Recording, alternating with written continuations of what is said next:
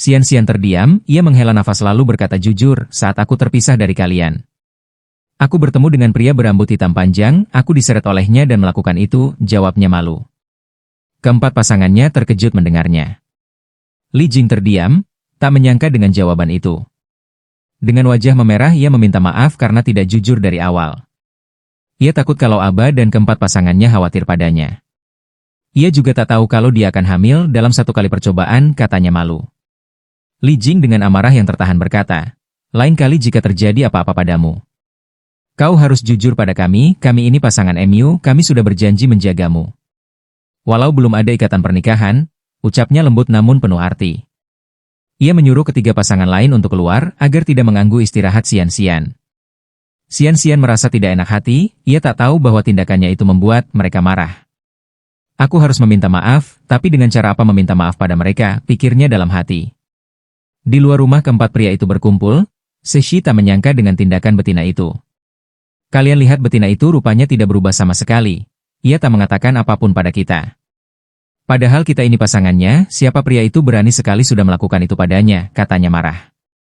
Yurong menimpali, ia berkata mungkin karena kita membencinya dulu. Jadi dia tak mau berkata jujur pada kita dan kau Seshi bukannya kau sangat membencinya? Lalu kenapa kau marah, katanya tersenyum mengejek. Seshi tersadar, ia tak tahu kenapa dirinya bisa begitu marah dan tidak bisa menjawab perkataan Yurong. Minggu yang sedari tadi hanya terkejut, terdiam menyimak, berkata bahwa pria yang ditemuinya itu adalah Longzi. Dari ciri-ciri yang sia-sia sebutkan, itu mengarah padanya, ucapnya serius. Li Jing juga berpikiran sama, jika itu benar Longzi, mereka tak bisa berbuat apa-apa padanya. Karena dia juga salah satu pasangan Xian, dia juga tak kalah kuat dari kami. Bahkan sedikit di atas kami. Tapi bukannya Longzi juga membenci sia-sia, katanya serius. Mereka pun sepakat untuk tidak berpikir aneh-aneh lagi. Yang utama saat ini adalah kesehatan, Xian dan janinnya. Itu yang harus kita pikirkan, ucap Li Jing pada yang lainnya. 1 bulan telah berlalu perut Xian sudah terlihat membesar. Di awal kehamilannya ia sering mual, muntah, pusing lemas tak berdaya. Keempat pasangannya itu sangat memperhatikannya. Semua pekerjaan mereka yang melakukan sampai membuat ia merasa bosan di rumah.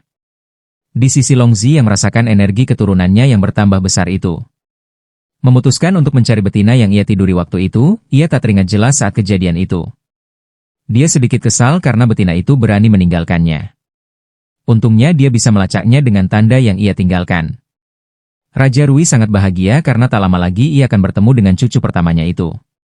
Ia sangat overprotektif pada anaknya, hingga membuat Xian sedikit kewalahan, untungnya. Pendeta suku memperingati semua tindakan overprotektifnya itu untuk kesehatan Xian. Jika tidak ada pendeta entah apa yang terjadi pada hati Xian. Tak selang lama Longzi sampai di depan gerbang klan suku Serigala Biru, ia terkejut sesaat. Tak menyangka betina yang ditidurinya itu berasal dari suku tunangannya, ia juga berpikir setelah bertemu betina itu. Ia akan memutuskan ikatan pernikahan dengan wanita jelek itu. Raja Rui merasakan aura dari Longzi lalu menghampirinya, ia menanyakan keadaan Longzi saat di klannya. Dan bertanya mengapa kesini sangat mendadak, ia tak sempat menyiapkan perjamuan. Longzi tersenyum tipis penuh arti, lalu ia mengatakan bahwa kedatangannya kali ini untuk menemukan betina yang sedang hamil di sini, ia juga mengatakan bahwa setelah menemukannya, ia akan memutuskan hubungan pernikahan dengan Xian. Karena ia sudah menemukan pasangan baru. Raja Rui langsung berubah ekspresi dalam sesaat, dengan memancarkan aura ia marah lalu berkata, "Kau tahu apa kau katakan? Apa kurangnya putriku di matamu? Kau itu adalah salah satu pasangan putriku. Berani sekali kau memilih betina lain, lalu memutuskan hubungan dengannya." Longzi terdiam sejenak lalu menjelaskan bahwa ia tak bermaksud begitu. Hanya saja ia tak sengaja meniduri betina yang waktu ia temui saat terkena pil gairah. Lalu ia merasakan bahwa betina itu mengandung anaknya, ia melacaknya dan dia berada di sini. Raja Rui sangat marah dengan ucapan itu, "Ya baiklah jika itu yang terjadi, silahkan cari betina itu. Lalu kau putuskan hubungan dengan putriku. Aku tak mau punya menantu sepertimu yang tidak setia," katanya tegas penuh amarah. Longzi hanya diam, namun di hatinya merasa senang karena ia akan segera lepas. Dari gegaman wanita jelek itu pikirnya dalam hati, ia mencari tanda itu menuju ke titik sumber. Yang ternyata agak jauh dari pemukiman warga, saat setelahnya ia sampai di rumah besar. Ia terpanah melihat kecantikan wanita yang ada di depannya, kulit halus, wajah cantik anggun. Tatapan mata emasnya yang bersinar menambahkan kesan elegan. Ah, betapa cantiknya betina yang ia tiduri itu, pikirnya. Xian-Xian yang sedang duduk berjemur di halaman rumahnya menyadari kehadiran ayah dan pria itu. Ia tak menyangka bahwa Longzi akan menemukannya di sini. Lalu ia bertanya-tanya apa dia mengenalinya atau tidak, pikirnya dalam hati. Ling-Ling, selama Tuan rasa suka Longzi meningkat menjadi 80%, rasa bencinya 0%. Anda mendapatkan ruang penyimpanan sebesar 100 cm pil pengobatan. Kekuatan fisik bertambah 100x lipat, dan tambahan umur 100 tahun. Xian-Xian bahagia mendengarnya, namun ia tak mengerti mengapa si Longzi ini begitu menyukainya. Keempat pasangan lainnya merasakan hawa keberadaan Longzi pun langsung lari menuju rumah. Li Jing, Yurong, Minggu sampai berbarengan disusul Cixi di bekang. Li Jing sangat kesal dengan kedatangan Longzi, ia menanyakan apa maksud kedatangannya yang tanpa pesan itu. Di hati ia merasakan rasa kesal namun tak bisa harus menahannya karena demi Xian-Xian. Raja Rui menjelaskan dengan marah bahwa kedatang berdebah ini hendak mencari betina yang ia tiduri. Lalu memutuskan hubungan pernikahan dengan Xian-Xian dan membawa betina itu pergi untuk dinikahinya. Yurong yang mendengar itu ikut kesal, ia mengatakan jika itu maumu, silangkan saja kau memutuskan hubungan pernikahan itu. Karena Xian-Xian sudah memiliki cukup pasangan yang melindunginya. Cixi dan Li Jing mengangguk setuju dengan perkataan Yurong. Minggu menimpali, wah, apa kau yakin dengan keputusan MU itu Longzi? Apa kau tak akan menyesal? Tanyanya dengan senyum mengejek. Longzi menatap mereka dengan tajam, ia mengatakan bahwa keputusannya tidak akan berubah. Lalu menghampiri Xian-Xian dan memeluknya. Ia berkata bahwa ia sudah menemukan betina itu. Betina ini adalah orangnya, saat ini dia sedang mengandung anakku. Sudah kan, sekarang kapan ritual pembatalan pernikahannya akan diadakan, katanya lantang. Lalu ia menoleh ke arah Xian-Xian dan mengajaknya untuk ikut bersamanya ke sukunya untuk menikah, katanya manis. Xian-Xian tertegun, ia tak menyangka bahwa pria ini tak mengenalinya. Longzi ini dia pria gila ya. Dia tak mengenaliku, tapi malah ingin menikahiku. Seberapa besar perubahanku hingga pria ini tak mengenalinya, pikirnya. Raja Rui yang mendengarnya terdiam lalu tertawa, ia tak menyangka bahwa salah satu bis terkuat bahkan tak mengenali pasangannya sendiri, kau bilang ingin mengajaknya menikah. Kau tak tahu siapa dia? Masa kau tak mengenalinya? Lihat dia baik-baik wahai menantuku, katanya sambil tertawa geli. Cixi, Yurong, dan Li Jing hanya bisa terdiam. Mereka merasa tak suka dengan keberadaan Longzi. Tetapi mau bagaimanapun dia ayah dari anak yang dikandung Xian-Xian. Mau tak mau mereka harus menerimanya. Minggu tertawa geli, ia tak menyangka bahwa si pangeran dari salah satu klan suku naga terbesar di wilayah ini tak bisa mengenali pasangannya yang sudah dijodohkan dan ditemuinya itu. Dia seperti dirinya yang waktu itu tak mengenali Xian-Xian.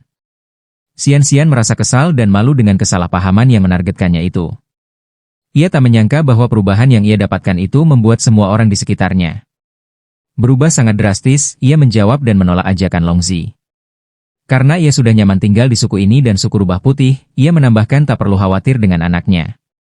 Karena pasangan dan keluarga lainnya sangat menyayangi dan memperhatikannya dan anaknya. Jadi jika ingin memutuskan hubungan lakukan saja, ia akan menjaga anak ini dengan baik. Ia menjamin anaknya nanti tak akan kekurangan kasih sayang apapun, katanya tegas lembut penuh arti. Longzi tak menyangka dengan apa yang ia dengar, ia salah karena mengira Xian-Xian wanita lain. Ia memang dulu sangat membencinya, tapi sekarang ia tersadar bahwa dirinya sudah sepenuhnya mencintai Xian-Xian dan tak mau berpisah. Ia berkata, tak apa jika kau tak mau pergi ke klan sukuku, aku akan bersama MU dan anak kita. Aku tak mau berpisah dengan MU, maafkan aku selama ini sudah membencimu.